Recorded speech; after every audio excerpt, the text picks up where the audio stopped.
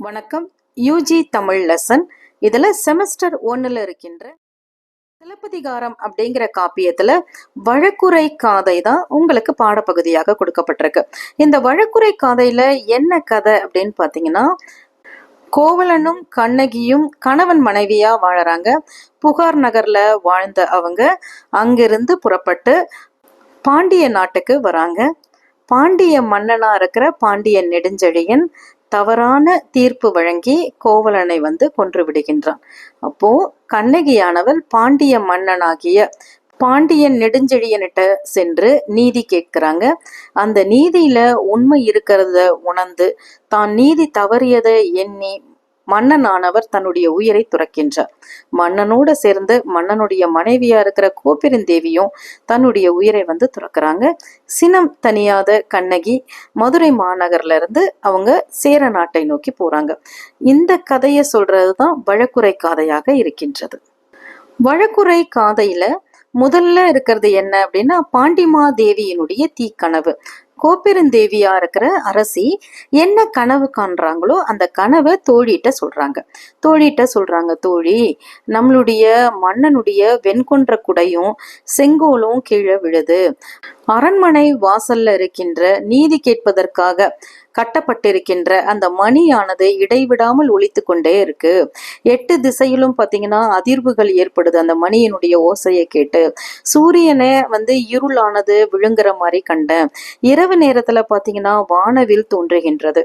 வானவில் பாத்தீங்கன்னா பகல் நேரத்துல தான் தோன்றும். அது இரவு நேரத்துல தோன்றதா இங்க கோப்பெருந்தேவியானவள் அரசியானவள் தோழிட்ட சொல்றா. அதனால நமக்கு வரக்கூடிய துன்பம் ஒண்ணு இருக்கு. அந்த கனவை போயிட்டு நான் மன்னன்ட்ட சொல்றேன் அப்படின்னு சொல்லிட்டு கோப்பெருந்தேவியானவர் மன்னனை பார்க்கறதுக்காக வராங்க. எனவே முதல் தலைப்பு பாண்டிமாதேவியினுடைய தீக்கனவு அப்படிங்கிறது. அடுத்தது பாத்தீங்கன்னா கோப்பெருந்தேவி வராங்க. அவங்க வரும்போது என்ன செய்யறாங்க அப்படின்னா, மன்னனை பார்க்கறதுக்காக வரும்போது கோப்பெருந்தேவியை சுற்றி பல தோழியர்களும் சூழ்ந்து வராங்க. அவங்க என்னெல்லாம் எடுத்துக்கிட்டு வராங்கன்னா, சில பேர் கண்ணாடி எடுத்துக்கிட்டு வராங்க, சில பேர் அணிகலன்களை ஏந்தி கொண்டு, சிலர் அழகான கலன்களை ஏந்திக்கிட்டு வராங்க. புதிய நூலாடைகள், பட்டாடைகள், வெற்றிலைகள், வண்ணங்கள், சுண்ணங்கள், சந்தன குழம்புகள், மாலைகள், கவரி வீசுறது, தூபம், இதெல்லாம் எடுத்துக்கிட்டு அரசியோட சேர்ந்து பல பேரும் வராங்க. அதுல யாரெல்லாம் வராங்கன்னா கூன் உடைய மகளிரும், குருடரும், ஊமையரும், குற்றேவல் செய்கின்ற மகளிரும் அரசியை சூழ்ந்துகிட்டு வராங்க. இவங்களோட சேர்ந்து கடல் சூழ்ந்த இந்த உலகத்தையே ஆட்சி செய்கின்ற பாண்டிய மன்னனுடைய தேவியாக இருக்கின்ற நீங்கள் நீடு வாழ்க அப்படின்னு வாழ்த்திக்கிட்டே வராங்க. அதனால தோழியரும் காவல் மகளியரும் தேவியும் அடியெடுத்து வைக்குமாறு புகழ்ந்து இவங்க போற்றிக்கிட்டே இருக்காங்க. தன்னோட பரிவாரங்களோட கோப்பெருந்தேவியானவர் தன்னுடைய கணவனை பார்ப்பதற்காக பாண்டியன் நெடுஞ்செழியன் இருக்கின்ற அரண்மனைக்கு வராங்க. அங்க பாண்டியன் நெடுஞ்செழியனுடைய அருகிலேயே உட்கார்றாங்க. உட்கார்ந்த உடனே தன்னுடைய கணவன்கிட்ட தான் கண்ட தீய கனவை பத்தி எடுத்துரைக்கிறாங்க. அந்த நேரத்துல கண்ணகியானவள் வாசல்ல வாயிற்காவலன்கிட்ட நிக்கிறான். அப்போது சினத்தோட வந்திருக்கிற கண்ணகி வாயிற்காவலனை பார்த்து சொல்றா, வாயிற்காவலனே, அறிவு இழந்து நீதி தவறிய மன்னனுடைய வாயிற்காவலனே, நான் கையில ஒரு சிலம்போட என்னுடைய கணவனை இழந்து நான் வாசல்ல நிக்கிறேன் அப்படிங்கிறத உன்னுடைய மன்னனிடம் போய் சொல் அப்படின்னு அவ அறிவிக்கிறான். வாயிற்காவலனும் உடனடியா நேரடியா மன்னன்ட்ட சொல்றாரு.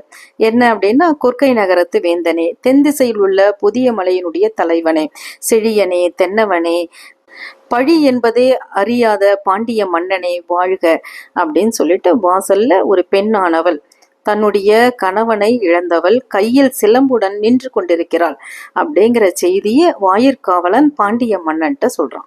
உடனே பாண்டிய மன்னனும் நீ போயிட்டு அவளை உள்ள அழைச்சுக்கிட்டு வா அப்படின்னு சொன்னோன்னு வாயிற்காவலன் அங்கிருந்து சென்று கண்ணகிய அரண்மனைக்குள்ள விடுறாரு. உள்ள வந்திருக்கிற கண்ணகியை பார்த்து பாண்டிய மன்னன் கேள்வி கேட்கிறாரு. கண்ணீர் சிந்தும் கண்களுடன் என் முன் வந்திருப்பவளே நீ யார் அப்படின்னு கேட்கிறாரு. இத கேட்ட உடனே கண்ணகிக்கு ரொம்ப கோபம் வருது. உடனே அவள் ஆரம்பிக்கிறாள். தேரா மன்னா செப்புவது உடையேன், ஆராய்ந்து தீர்ப்பு வழங்காத மன்னனே அப்படின்னு சொல்லிட்டு தன்னுடைய நாட்டினுடைய சோழ நாட்டினுடைய பெருமையை சொல்றா. ஒரு புறாவினுடைய துன்பத்திற்காக தன்னுடைய தொடை சதையை கொடுத்த சிபி என்ற மன்னன் ஆட்சி செய்தது என்னுடைய சோழ நாடு. ஒரு பசுவானது தன்னுடைய கன்றை இழந்ததனால வந்து வாயிலில் இருக்கின்ற மணியை அடிக்க அதற்காக நீதி வழங்கிய மனுநீதி சோழன் ஆண்ட நாடுதான் என்னுடைய நாடு. என்னுடைய ஊர் புகார். அந்த புகார் என்ற நகர்ல மாசாத்துவான் என்பவருடைய மகனாக பிறந்து வாழ வேண்டும் என்ற விருப்பம் கொண்டு என்னுடைய ஊழ்வினையானது துரத்த மதுரை மாநகருக்கு வந்து என்னுடைய கால் சிலம்பை விற்பதற்காக வந்தானே கோவலன், கல்வன் என்று குற்றம் சுமத்தப்பட்டு கொலை செய்யப்பட்டானே அந்த கோவலனுடைய மனைவி நான் என்று கண்ணகியானவள் சொல்றான். இதை கேட்ட உடனே பாண்டிய மன்னன் சொல்றாரு, கல்வனை கோரல் கடுங்கோல் அன்று. யாரு தவறு செய்யறாங்களோ அவங்கள கொல்றது ஒன்றும் தப்பு கிடையாதே, இது அரச நீதியே ஆகும் அப்படின்னு பாண்டிய மன்னன் சொல்ல உடனே கண்ணகியானவள் சொல்றாள், நல்ல முறையில் ஆட்சி செய்யாத பாண்டிய மன்னனே, என்னுடைய கார் சிலம்பில் இருப்பது மாணிக்க பரல்களை அப்படின்னு சொல்றான். அவ சொன்ன உடனே பாண்டிய மன்னன் சொல்றாரு, என்னுடைய மனைவியினுடைய கால் சிலம்புல இருக்கின்ற பரல்கள் முத்துக்களை உடையது அப்படின்னு சொல்றாங்க.